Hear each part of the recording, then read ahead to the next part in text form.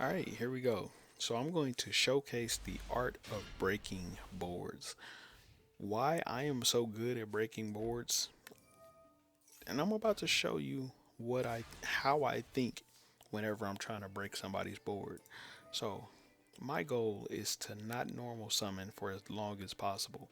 To special summon almost as much as I possibly can to get them to activate as much interruption as I possibly can.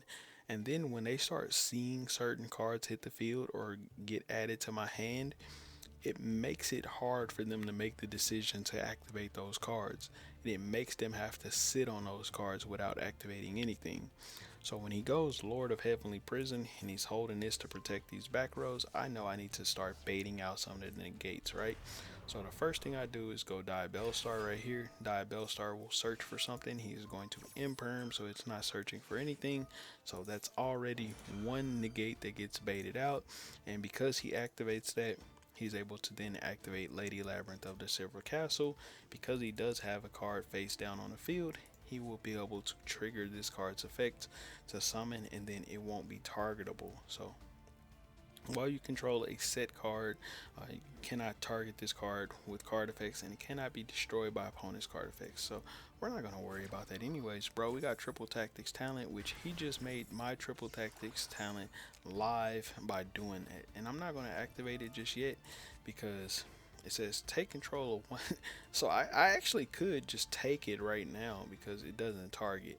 So I could take it, but I'm not going to do that just yet because I don't know what this card back here is. So I want to try to get this to activate. And he does have a give and take, but we're going to try to bait this card out to see what it is. He doesn't give and take is not live because he doesn't have any monsters in his graveyard.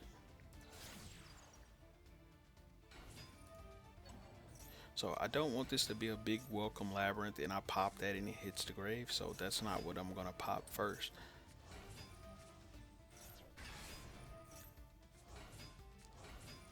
So there we go. We push that into the back row. We're going to go Nightmare Phoenix. Nightmare Phoenix is going to pop this back row.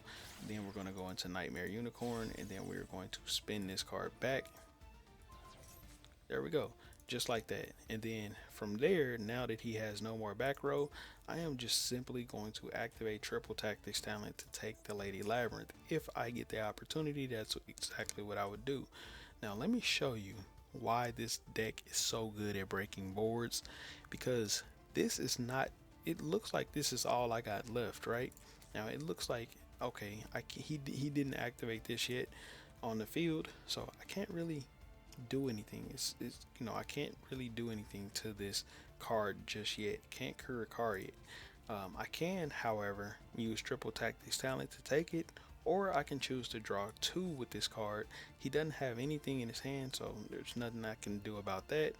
If he had still had a Lord of Heavenly Prison revealed, I could have taken it out of his hand with Triple Tactics Talent. So there's a lot of shit that happens with this one card. This one card would have done so much.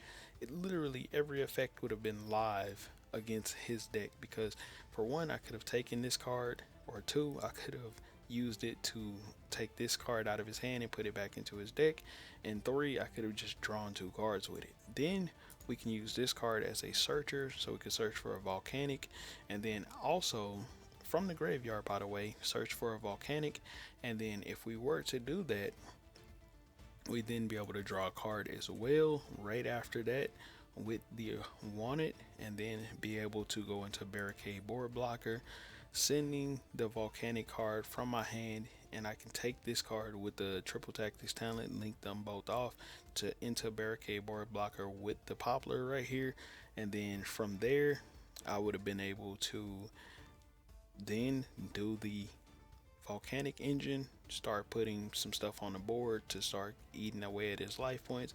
Would he have been able to recover? Absolutely not. Or I could have searched for Jet Sync Run off of the search of the original Sinful Spoils.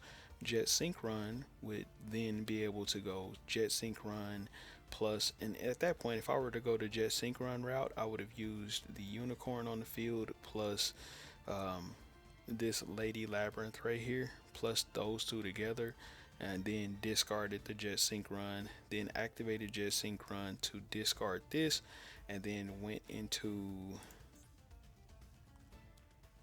Formula Sync run with the Poplar, went into Baron de Fleur, popped his face down, attacked, and then just negated whatever this was that he was going to play if I were to go that route, right? And then I still would have had more plays. Like, these aren't my only plays. Like, I still would have been able to do more. I would have been clearing his board out, putting his lady in the graveyard. Like, so much interaction that he would have had to deal with, and that's not even it. Like, just a ton of plays. This deck is like absolutely insane. Plus, I would have still had some random card in my hand that we don't know, like, because I would have drawn a card additional as well. So I wouldn't have had to actually discard this. It would have been whatever else, right? So we don't know. We don't know what that card would be because my opponent just pretty much quit. He saw it coming. He saw me. He saw me doing this and he just quit. So that's the art of breaking boards right there. This deck does so much. It can break boards like crazy. Like, the plays that I went into are not the typical standard Snake Eyes plays, but that's why you want to have Phoenix and Unicorn in your deck, and then that way you can deal with back row heavy decks like this. Um, you can pop stuff, you can do whatever. This deck is insane. It has so many ways to play, and there's no standard line that you have to follow to combo. You can go any kind of way, you can pivot however, and it makes it difficult for your opponents to key point your choke points in the deck. They don't know where the choke points are, so they really don't know how to react, and a lot of the times they end up doing stuff way too early trying to stop you from making your plays, and they end up getting killed because they have to force everything out in the beginning. So hopefully y'all enjoyed this video. I'll catch y'all on the next one. Yeah.